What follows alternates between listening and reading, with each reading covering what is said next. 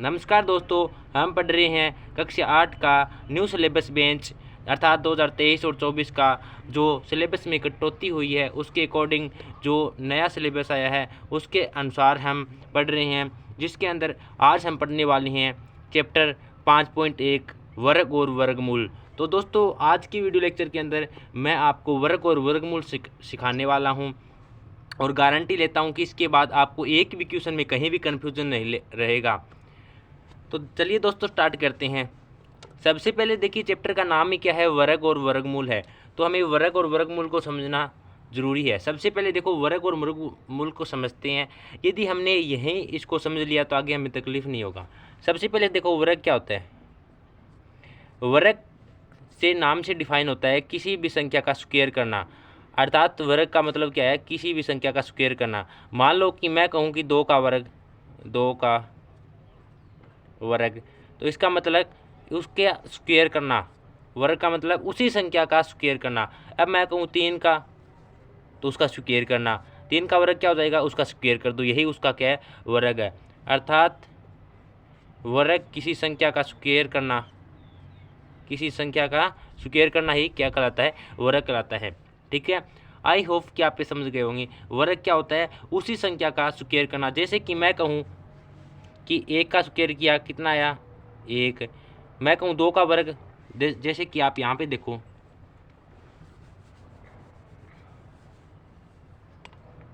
यहाँ पे देखो, जैसे मैं कहूँ कि 1 का वर्ग, 1 का वर्ग कितना हो जाएगा, अर्थात 1 का स्क्वायर कर दो, 1 का स्क्वायर कर दो। 1 का स्क्वायर कितना होता है, एक स्क्वायर का मतलब क्या होता है, जो ऊपर पावर होता है उसका मतलब क्या होता है, 1 का देखो, 1 का स्क्वायर है, ऊपर कितना है, 2 बार है। इसका मतलब 1 को 2 बार मल्टीप्लाई करो, 1 इंटू 1 2 बार लिख दो। ठीक है, 1 को 1 से गुणा किया तब 1 ही आया। ठीक है, इस प्रकार करना है। जैसे मैं कहूँ कि 2 का वर्ग कितना होता है, 2 का वर्ग अर्थात 2 का स्क्वायर कर दो। 2 का स्क्वायर देखो, स्क्वायर का मतलब 2 को 2 बार लिखना है, 2 इंटू 2 कितना हो जाएगा, 4। तो 2 का स्क्वायर कितना होगा, 4। ठीक है, देखो मैं लिख ही दे देता हूँ। देखो 1 इंटू 1, 2 इंटू 2 बराबर 4। अर्थात 3 का वर्ग पूछे तो क्या हो जाएगा, 3 का वर्ग अर्थात इसकी स्क्वायर कर दो। 3 इंटू 3, स्क्वायर का मतलब 3 को 2 बार लिख दो, 3 इंटू 3 कितना होता है, 9। अर्थात 3 का वर्ग कितना हो गया, 9 हो गया। आई होप कि दोस्तों आप इनसे पहले भी मिल चुके होंगे वर्ग और वर्गमूल से, लेकिन फिर भी मैं आपको इसको क्लियर कर देता हूँ। देखिए, वर्ग और वर्गमूल, आपको जो वर्ग है इसकी स्क्वायर है वो कम से कम आपको 25 तक स्क्वायर याद होनी चाहिए। बिल्कुल ईजी है। जैसे जैसे हम इनको यूज में लेते जाएंगे और आपकी प्रैक्टिस होती जाएगी, वैसे वैसे खुद ब खुद आपको याद होते जाएंगे। आपको टेंशन लेने की कहीं भी जरूरत नहीं है, आपको टोटल के टोटल मैं याद कराऊंगा। देखिए, अब मैं कहूँ 4 का वर्ग, तो आपको 4 का वर्ग क्या होता है, देखिए एक बार लिख देते हैं, क्योंकि इसी के आधार पर हमारा पूरा चैप्टर फिनिश होने वाला है। तो 4 का स्क्वायर कितना होगा, 4 इंटू 4 लिख दो। 4 का स्क्वायर, हम 4 को 4 से मल्टीप्लाई किया, 16। इसी प्रकार 5 का वर्ग, 5 का वर्ग अर्थात 5 का स्क्वायर कर दो, 5 इंटू 5 अर्थात 25। 6 का स्क्वायर, 6 का वर्ग, 6 इंटू अर्थात 6 की स्क्वायर कर दो, 6 इंटू 6, वर्ग का मतलब आप समझ गए होंगे, उसकी स्क्वायर करना। इसी प्रकार 7 का वर्ग पूछे तो 7 का वर्ग, 7 की स्क्वायर कर दो। जब जब वर्ग बोले उसका स्क्वायर करना है, कुछ नहीं करना है। 7 को 7 से मल्टीप्लाई किया, 49 आया। इसी प्रकार 8 का, देखिए आपको लग रहा होगा कि मैं इतना क्यों लिख रहा हूँ, लेकिन मैं आपको पता चलेगा बाद में कि पूरा का पूरा चैप्टर इसी पर आधारित है। यदि 8 का स्क्वायर 8 का वर्ग पूछे तो उसका स्क्वायर कर देना। 8 इंटू 8 कितना होता है, 64। इसी प्रकार 9 का वर्ग, 9 का वर्ग उस अर्थात 9 की स्क्वायर कर दो, 9 इंटू 9 81। ठीक है, इसी प्रकार 10 का, देखिए हमारा 10 तक काम चल जाएगा, लेकिन फिर भी आपको 25 तक तो याद होने चाहिए। ठीक है, देखिए वैसे तो खुद ब खुद याद हो जाते हैं, लेकिन जैसा आप अगर सुबह उठते पर रात सोते पर है, आप इनका यदि रिविजन करते हैं तो आपको अच्छा याद हो जाता है। जैसे मैं डायरेक्ट बोलूँ कि 5 का स्क्वायर तो आप बोलेंगे 25, मैं कहूँ 6 का स्क्वायर तो आप बोलेंगे 36, मैं कहूँ 8 का स्क्वायर कितना है तो आप डायरेक्ट बोलेंगे 64। आपको इसकी पूरी गणना नहीं करनी है, ये तो मैंने समझाने के लिए लिखा है, ठीक है। अब आपको बताऊँगा इसका पूरा खेल क्या था, मैंने क्यों लिखा। अब देखिए हमारा क्वेश्चन क्या है, ध्यान से देखना। क्वेश्चन क्या कहता है, निम्नलिखित संख्याओं के वर्गों के इकाई के अंक क्या होगा।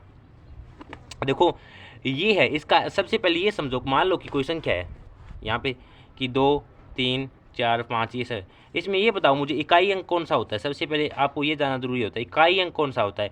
इकाई अंक जो हमारा राइट हैंड होता है, जिस साइड हम बैठे होते हैं, मान लो कि राइट हैंड मेरा इस साइड है, ठीक है, आपका भी इस साइड होगा, तो ये वो आपका इकाई का अंक होगा। क्या होगा, इकाई का अंक होगा। उसके साइड वाला दहाई का अंक, उसके बाद सैकड़े का, और इस प्रकार चलता रहेगा, ठीक है। और इसके बाद हजार का, ठीक है। अर्थात इकाई का अंक कौन सा होता है, ये वाला होता है। तो इसमें इकाई का अंक कौन सा हो जाएगा, 1 हो जाएगा ना, तो 1। अब ये क्या कहता है, निम्नलिखित संख्याओं के वर्गों की इकाई का अंक क्या होगा। आप ये बताओ कि मान लो कि आपको ये क्वेश्चन दे दिया गया, आप किस प्रकार करेंगे। आपके मन में एक ही आइडिया आएगा कि इनका स्क्वायर करके देख। वर्ग तो सर ने तो ये बताया था कि वर्ग करने का मतलब उसका स्क्वायर करना, तो आप 81 का वर्ग करेंगे, अर्थात 81 को 81 से मल्टीप्लाई करेंगे। मान लेते हैं कि 81 तो जी आप कर भी लेती हैं। फिर एक बार के लिए मान लो कि आपको 3 4 दे देते हैं, जैसे कि ये नीचे वाले 4 दे देते हैं, ठीक है, 4 का करना है, तो आप इतने बड़े बड़े मल्टीप्लाई करेंगे तो आपका आधा टाइम तो यूँ ही वेस्ट हो जाएगा। तो आपको ऐसा नहीं करना है, आपको यहाँ पे ट्रिक बेस पे चलना है, ठीक है। जैसे कि इसने कहा इकाई के अंक, वर्गों के इकाई के अंक क्या होगा। इसका मतलब जैसे कि मैं कहूँ कि एक, देखो इसमें जितनी भी संख्या है इसके लास्ट में या तो 1 होगा, या 2 होगा, या 3 होगा। देखो ये तो है नहीं, 9 से ज़्यादा तो हो नहीं सकता। या देखो आपने देखा हो इसका इकाई का अंक या तो 1 2 3, 9 में से कोई हो सकता है। और 9 की हमने वर्ग अर्थात 10 तक हमने वर्ग देख चुके हैं, अर्थात जो सभी का सभी मिलेगा वो इसके अंदर से ही मिलेगा। तो देखो या तो 1 हो सकता है या 2 हो सकता है। देखो इसमें 9 है, इसमें 3 है, इसमें 4 है, इसमें 7 है। तो आपको ये बताना है इसके इकाई के अंक क्या होगा।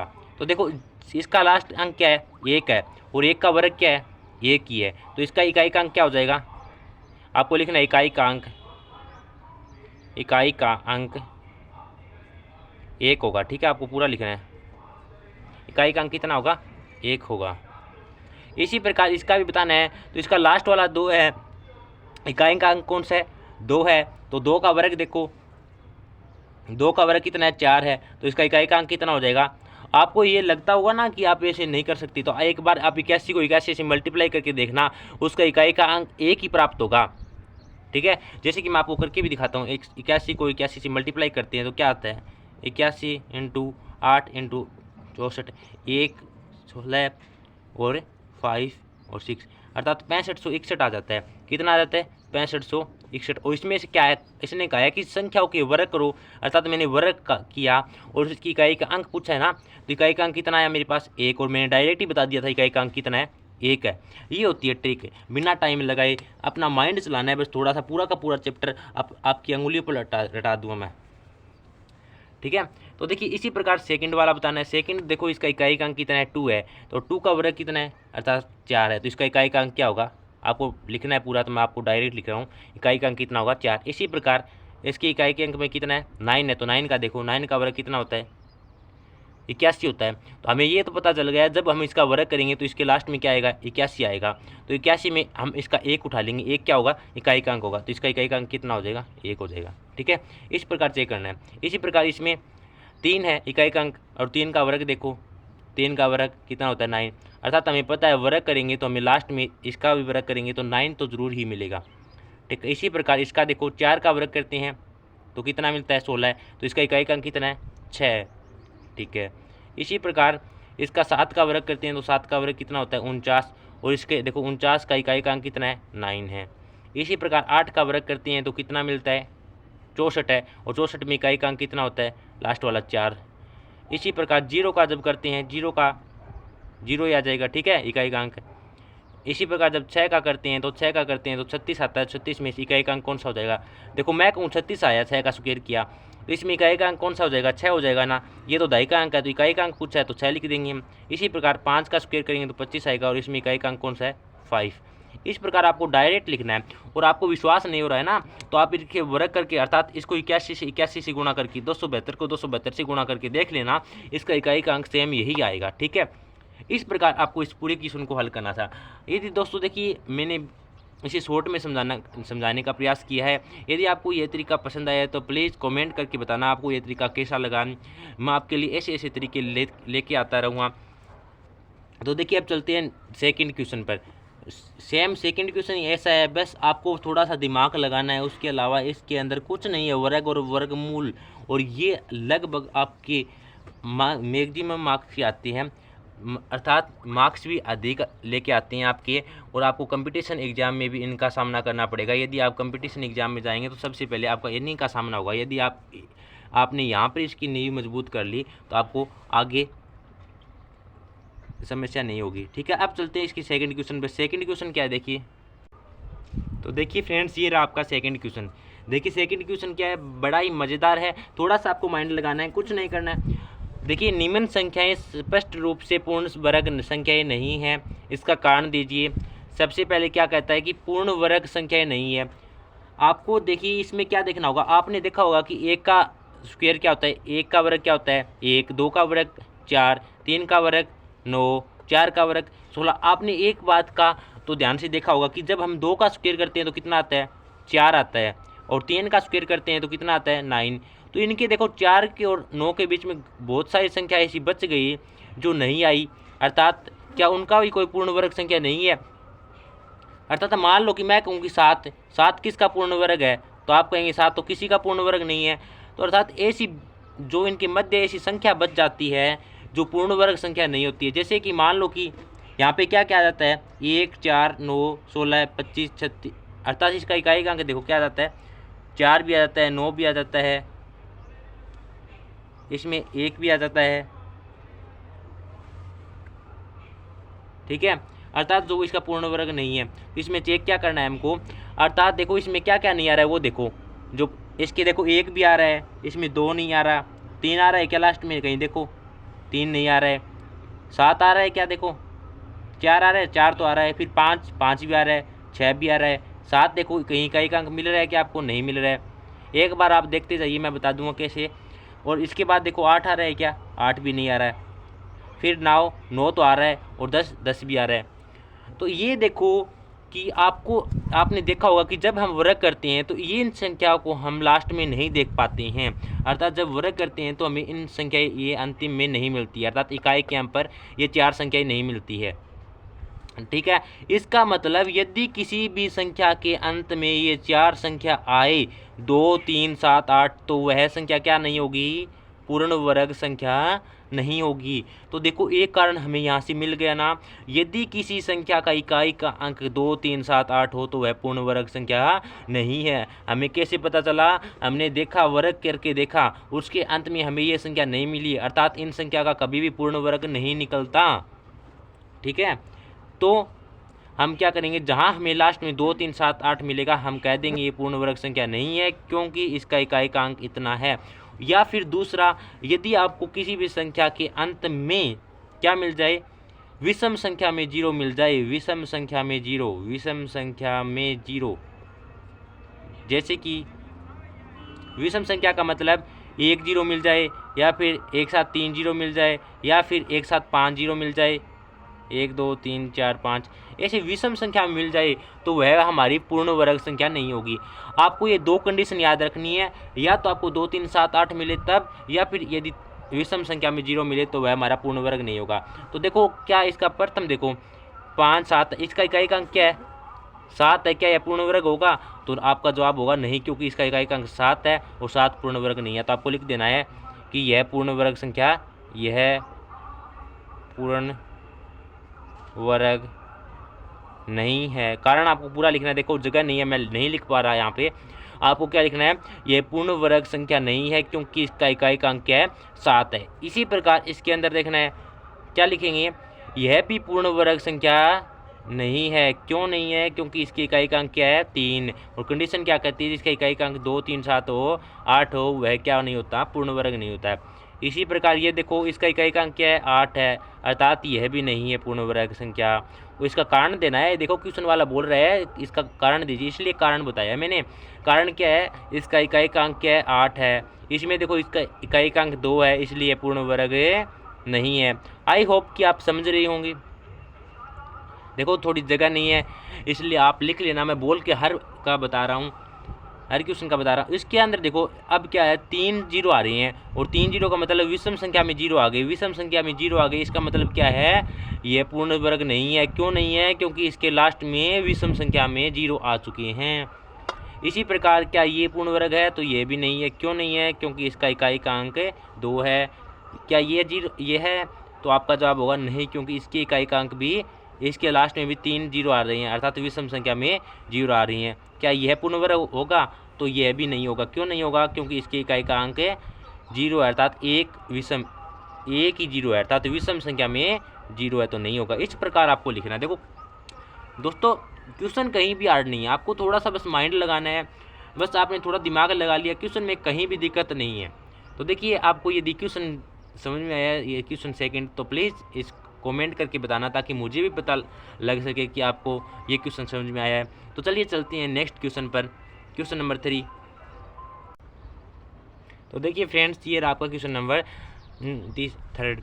तो देखिए तीसरा क्वेश्चन क्या कहता है, निम्न संख्याओं में से किस संख्या का वर्ग विषम संख्या होगा। अब आपको ये बताना है कि ये जो संख्या है इनमें से कौन सी संख्या का वर्ग करने पर आपको विषम संख्या प्राप्त होगी। तो इसके लिए सबसे पहले आपको यह समझना जरूरी है कि विषम और सम क्या होता है। तो देखिए सम क्या होता है वो समझिए पहले। यदि सम की बात करूं जिसके अंदर 2 का पूरा भाग चला जाए, 2 का पूरा भाग जाए, वह संख्या का क्या होती है, सम संख्या होती है। ठीक है, जिसके अंदर 2 का पूरा भाग जाए, जैसे कि मान लो कि 4 है, तो 4 में 2 का पूरा भाग जा रहा है, ये क्या है, सम संख्या है। और जिसके अंदर 2 का पूरा भाग नहीं जा रहा हो वह क्या कहलाती है, विषम संख्या। 2 का पूरा भाग नहीं जाता हो, ठीक है, लिख देना आपके लिए। तो देखिए सम संख्या जिसमें 2 का पूरा भाग जाए और विषम संख्या जिसमें 2 का पूरा भाग नहीं जाए। तो देखिए इसमें कहता है कि किस संख्या का वर्ग विषम संख्या होगा। तो एक बात बताओ कि हमने 10 तक वर्ग देखी, क्या देखिए 10 तक वर्ग देखी, तो इसमें से बताओ क्या, सबसे पहले एक बात गौर करने की, यहाँ पे ध्यान से देखना।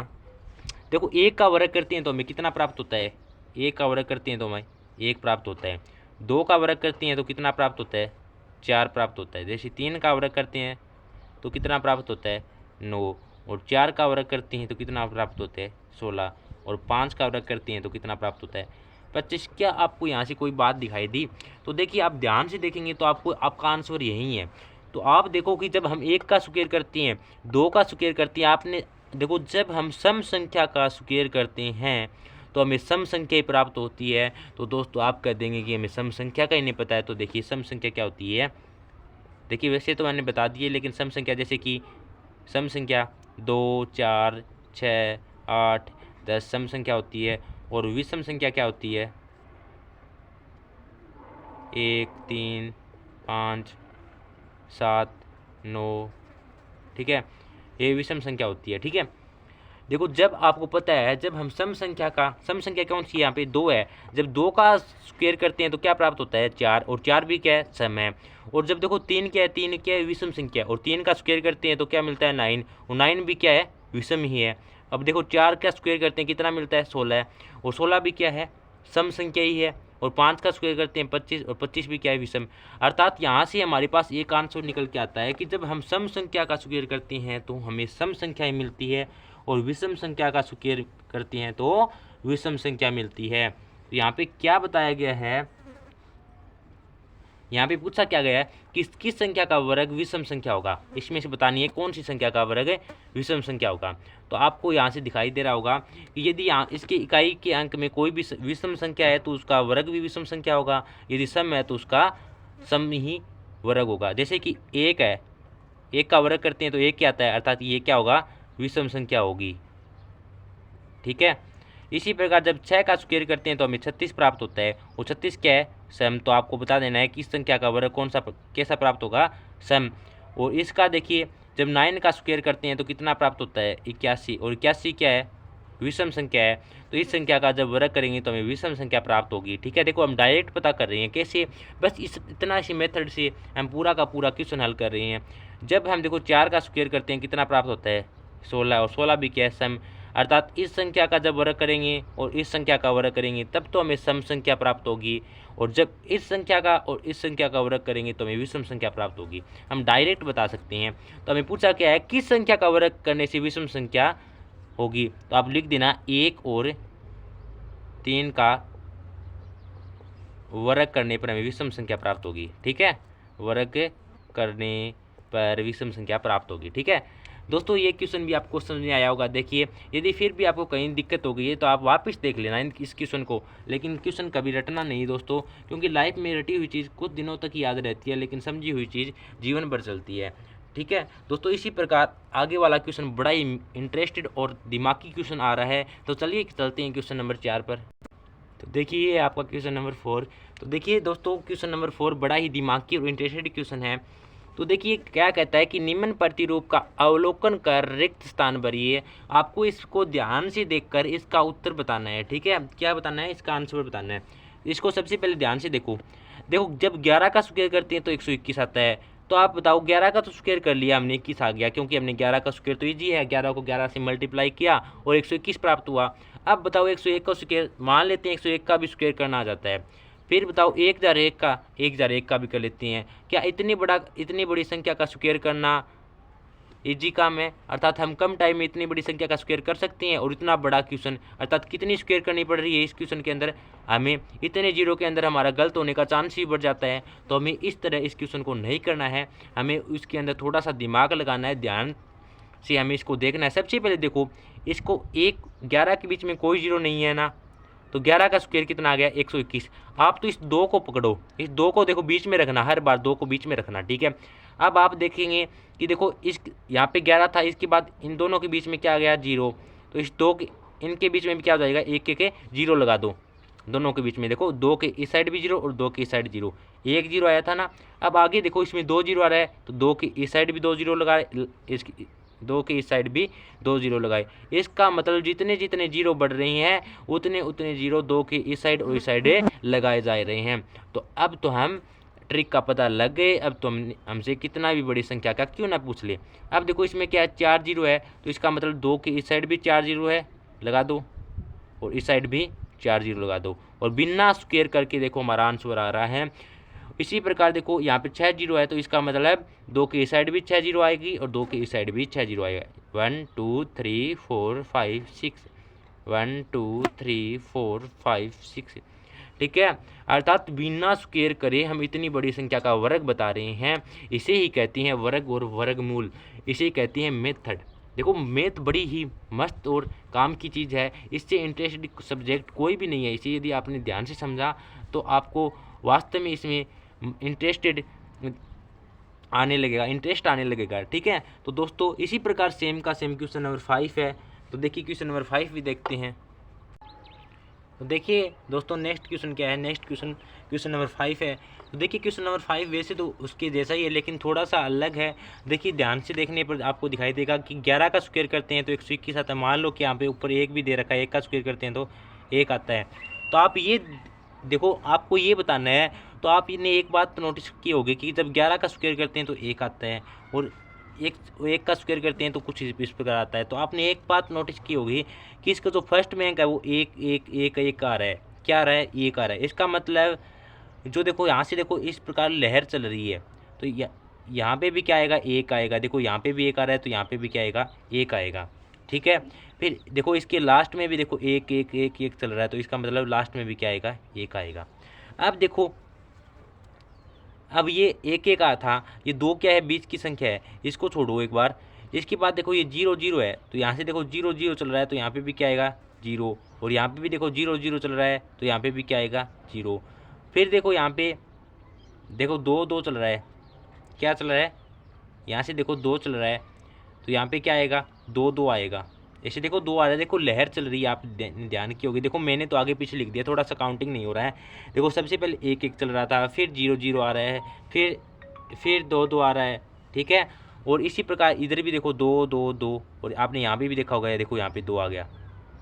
देखो 1 आ गया, 0 आ गया, 2 आ गया। फिर उसके बाद देखो 3, इसके बाद 2 के बाद क्या है 0, और 0 देखो इसके अंदर भी है, इसके अंदर भी है, और यहाँ पे भी 0 आ जाएगा, और यहाँ पे भी देखो 2 के बाद 0 है नहीं। इसी प्रकार देखो यहाँ पे 2 के जस्ट बाद क्या है 0 रहते हैं, इसका मतलब यहाँ पे भी 0 आएगा, यहाँ पे भी 0 है। इस प्रकार देखो लहर चल रही है, समझे। इसी प्रकार क्या आ रहा है 3 आ रहा है, तो देखो यहाँ पे भी 3 आएगा, और यहाँ पे भी क्या आएगा 3 आएगा, तो लिख दो 3, और यहाँ पे 3 है ही, और इसी प्रकार 3 की लहर इस प्रकार बनती जाएगी, ठीक है। उसके बाद देखो क्या आएगा, यहाँ पे देखा होगा 1 2 3, पहले एक संख्या थी तब तो कुछ नहीं, फिर 2 के बाद 3 हुआ, 3 के बाद क्या आएगा, अब दोस्तों यहाँ पे क्या आएगा 4 आएगा, और 4 के बाद 5। अब आप ध्यान दे दीजिए 1 1 1 2, देखिए 2 2 2 0 0 0 1 1 1, इस प्रकार देखिए थोड़ा सेटिस्फाई हो रहा है, लेकिन अभी तक पूरा फिक्स तरीका नहीं है। देखिए आपने वैसे तो ऐसे ही होगा, लेकिन मैं बता दूं कि आपका थोड़ा काउंटिंग है, थोड़ा जल्दबाजी में थोड़ा आगे पीछे लिख गया है, लेकिन फिर भी आई होप कि आप समझ गए होंगे। ये देखो यहाँ पे 1 की लहर आ रही है, इसी प्रकार 1 की लहर आ रही है, लेकिन इसको हल करने के तरीके तो वैसे और भी है, लेकिन वो भी मैं बता दूँगा डिटेल से। लेकिन आप अभी के लिए इतना याद रखना कि यहाँ पे 1 1 आ रहा है, यहाँ पे भी 1 1 आ रहा है, ठीक है। और जी अब देखो यहाँ पे क्या रहा है, 1 के बाद 0, 1 के बाद 0, 1 के बाद 0, 1 के बाद 0 है, कितना है, कितनी संख्या है देखो ये 2 2 4 2 3 6 और 2 4 8 2 5 10 और 1 11 है। तो इसका मतलब फर्स्ट और लास्ट में तो 1 आना ही आना है, फर्स्ट और लास्ट में तो 1 आना है। फिर देखो 0 1 0 1 0 1 है, तो यहाँ पे देखो 4 था, 1 और बढ़ गया, तो 1 0 और बढ़ा, तो 0 1 0 1 और 0 1 और 0 1, तो यही इसका आंसर हो जाएगा, ठीक है। इस प्रकार इसको करना था दोस्तों। थोड़ा सा देखिए अलग था, लेकिन फिर भी समझने की कोशिश कीजिए, लेकिन इसका मैं बेसिक तरीका भी लेके आ जाऊँगा जल्दी। लेकिन आई होप यहाँ पे आपको यही याद रखना है फ़िलहाल के लिए। देखिए ये तरीका भी फिक्स है, क्योंकि जो आपकी एनसीईआरटी बुक है उसके अकॉर्डिंग है, जो आपका एग्जाम्पल है वो इसी के अकॉर्डिंग कराया गया है, ठीक है। अभी तक इसका कोई परफेक्ट तरीका नहीं पता चला है, ठीक है। तो देखिए फिर भी यदि थोड़ा टाइम मिला तो इसको सोल्यूशन करने की कोशिश करूँगा, ठीक है। तो चलिए नेक्स्ट क्वेश्चन पे चलते हैं। देखिए दोस्तों नेक्स्ट क्वेश्चन क्या है, दिए गए प्रतिरूप का उपयोग करते हुए संख्या को प्राप्त कीजिए। क्या करना है, देखिए इस पूरे प्रतिरूप को ध्यान से देखना है, और इसका जो खाली स्थान दिया गया है, देखो ये खाली स्थान है, उसको क्या करना है, भरना है, ठीक है, अर्थात फिल करना है। तो देखिए दोस्तों आपको ध्यान से देखने पर दिखाई दे रहा होगा कि यहाँ पे क्या है, 1 का स्क्वायर, 2 का स्क्वायर, 2 का स्क्वायर। देखो मैं करके दिखाता हूँ, 1 का स्क्वायर कितना होता है 1, 2 का स्क्वायर कितना होता है 4, प्लस 2 का स्क्वायर कितना होता है 4, और ये 3 का स्क्वायर कितना होता है 9। अर्थात जब इसको जोड़ूं तो ये 9 प्राप्त होना, ये जब इसको जोड़ूं तो इसे 9 प्राप्त होना चाहिए। तो चलिए जोड़ के देखते हैं, 4 और 4 8 और 9, अर्थात दोनों क्या है 9 प्राप्त हो रही हैं, ठीक है। ये तो देखो दोनों प्राप्त हो रही हैं, लेकिन हमें क्या चेक करना है, यहाँ पे इनको खाली स्थान में बढ़नी है, लेकिन हमको इस तरीके से नहीं करना है। अगर हम इस तरीके से जोड़ेंगे तो हम आगे जाके हम सही परफेक्ट वैल्यू नहीं लेके आ सकते। तो आपको क्या करना है, आपको मैं एक नई तकनीक बताता हूँ। आपको क्या करना है, देखो सबसे पहले फर्स्ट और 2 को मल्टीप्लाई करो, 2 एकम 2, यहाँ पे कितना आया 2। अब देखो 2 को 3 से मल्टीप्लाई करो, 2 3 6, अर्थात फर्स्ट और सेकंड को मल्टीप्लाई करने पर तीसरी वैल्यू निकल के आती है, फर्स्ट और सेकंड को मल्टीप्लाई करने पर तीसरी वैल्यू निकल के आती है। इसी प्रकार देखो 3 को 4 से मल्टीप्लाई किया तो 12 की स्क्वायर निकल के आया। इसी प्रकार देखो 4 को 5 से मल्टीप्लाई किया तो यहाँ पे क्या आ जाएगा 20, देखो इजी हुआ ना। इसी प्रकार देखो 5 को किस से मल्टीप्लाई करूँ कि 30 आ जाए, तो आपको आंसर होगा कि 5 को 6 से मल्टीप्लाई करने पर 30 आ जाएगा, तो 6 का स्क्वायर हो जाएगा, ठीक है दोस्तों यहाँ पे ठीक है। इसी प्रकार 6 7 42, तो यहाँ पे क्या आ जाएगा 42 का स्क्वायर। इस प्रकार आपको क्वेश्चन का आंसर देना था, बिल्कुल ईजी क्वेश्चन था फ्रेंड्स। यदि आपको फिर भी समझ में आया है तो प्लीज़ इस कमेंट करके बताना। तो चलिए नेक्स्ट क्वेश्चन पे चलते हैं। देखिए नेक्स्ट क्वेश्चन क्या है, वो भी बिल्कुल इजी सा क्वेश्चन है, तो चलिए लिख लेता हूँ मैं नेक्स्ट क्वेश्चन। तो फ्रेंड्स ये रहा आपका क्वेश्चन नंबर 7। देखिए फ्रेंड्स इसको ध्यान से देखना है, बिल्कुल इजी सा क्वेश्चन है।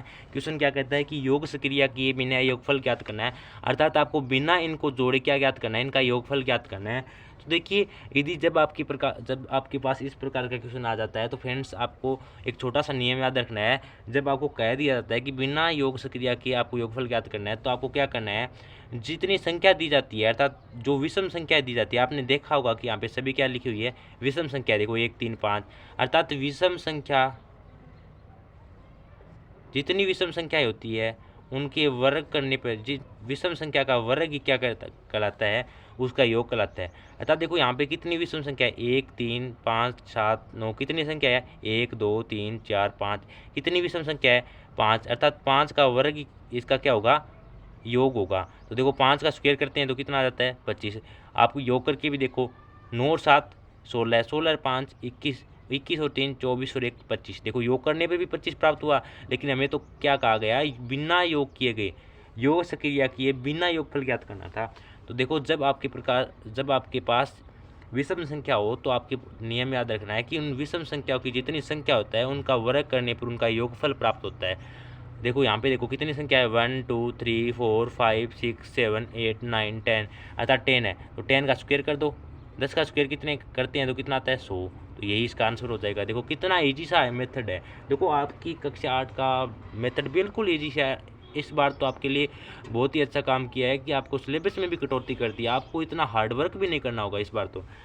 अब यहाँ पे देखो 1 2 3 4 5 6 7 8 9 10 11 12, अर्थात 12 का स्क्वायर कितना होता है, 144 होता है। देखो इसलिए देखो फ्रेंड्स, मैं देखो फटाफट लिख रहा हूँ ना, 12 की स्क्वायर 10 की स्क्वायर, इसलिए आपको स्क्वायर याद होना अत्यंत आवश्यक है। तो देखिए फ्रेंड्स, चलते हैं इसके नेक्स्ट क्वेश्चन।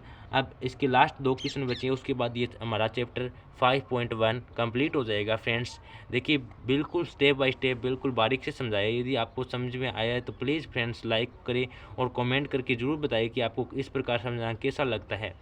तो चलिए चलते हैं नेक्स्ट क्वेश्चन पर। तो देखिए फ्रेंड्स, ये आपका क्वेश्चन नंबर 8 है। देखिए क्वेश्चन नंबर 8 बिल्कुल इजी सा है, ध्यान से देखना। क्या कहता है पार्ट कि 49 को, देखो अभी तक हमने इससे पहले वाला क्वेश्चन किया है ना, जस्ट उसका उल्टा किया है, जस्ट उसका उल्टा कर दिया। देखो 49 को 7 विषम संख्या के योग के रूप में लिखिए। हमने अभी तक क्या किया था, जो विषम संख्या थी उसका योग किया था। अब ये कह रहा है 49 को 7 विषम संख्या के योग के रूप में लिखना है। तो आपको देखो, आपको सबसे पहले ये पता होना चाहिए कि 49 किसका वर्ग है। देखो 49 किसका वर्ग है, 49 किसका वर्ग है, सॉरी 49 किसका वर्गमूल है, 7 का वर्गमूल है। अर्थात 7 का स्क्वायर करते हैं तो क्या प्राप्त होता है, 49 प्राप्त होता है। तो दोस्तों अर्थात 7 विषम संख्या, इसका मतलब 7 कौन कौन सी विषम संख्या होती है, जो प्रथम 7 विषम संख्या है वही उसका योग क्या हो जाएगा, 49 हो जाएगा, जो अभी तक हमने देखी है पहले वाले क्वेश्चन में। तो मेरे आपको याद भी होगा, देखो 1 का स्क्वायर, 3 का स्क्वायर, फिर 5 का स्क्वायर, फिर 7 का स्क्वायर, फिर 9 का स्क्वायर, फिर 11 का स्क्वायर और फिर 13 का स्क्वायर। कितनी हो गई, 1 2 3 4 5 6 7। और देखो कितनी लिखनी थी हमें, 7 विषम संख्या। जो प्रथम में देखो 1 3 5 7 9 11 13 जो विषम संख्या होती है उनको लिखना था।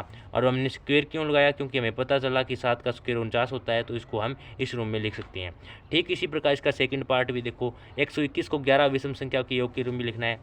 कितना लिखना है, 11। तो देखो 11 का स्क्वायर करके देखो कितना होता है, 121 आता है, 121 आता है। अर्थात तो प्रथम 11 विषम संख्या लिखो, 1 का स्क्वायर प्लस 3 का स्क्वायर प्लस 5 का स्क्वायर प्लस 7 का स्क्वायर प्लस 9 का स्क्वायर प्लस 11 का स्क्वायर प्लस 13 का स्क्वायर प्लस 15 का स्क्वायर प्लस 17 का स्क्वायर प्लस 19 का स्क्वायर प्लस 21 का स्क्वायर। कितना हो गया फ्रेंड्स, 1 2 3 4 5 6 7 8 9 10 11 पूरे हो गए और यही इसका आंसर होगा। आप सोच रहे होंगे ये किस प्रकार लिख रहे हैं, तो आपको पता होगा कि जो मैंने सम और विषम बताए थे, जो प्रथम विषम संख्या है उसके योग के रूप में लिखना है। देखो 1 के बाद 3 विषम संख्या आती है, उसके बाद 5 ही आती है, फिर 7 आती है, तो इसके रूप को आपको लिखना था, यही इसका आंसर हो जाएगा। तो फ्रेंड्स ये था आपका क्वेश्चन नंबर 8। यदि समझ में आया तो प्लीज़ एक कमेंट करके बता देना, ठीक है। इसके बाद इसका अंतिम क्वेश्चन है, बिल्कुल मज़ेदार और छोटा सा इंपॉर्टेंट क्वेश्चन है, तो चलिए देखते हैं उससे भी।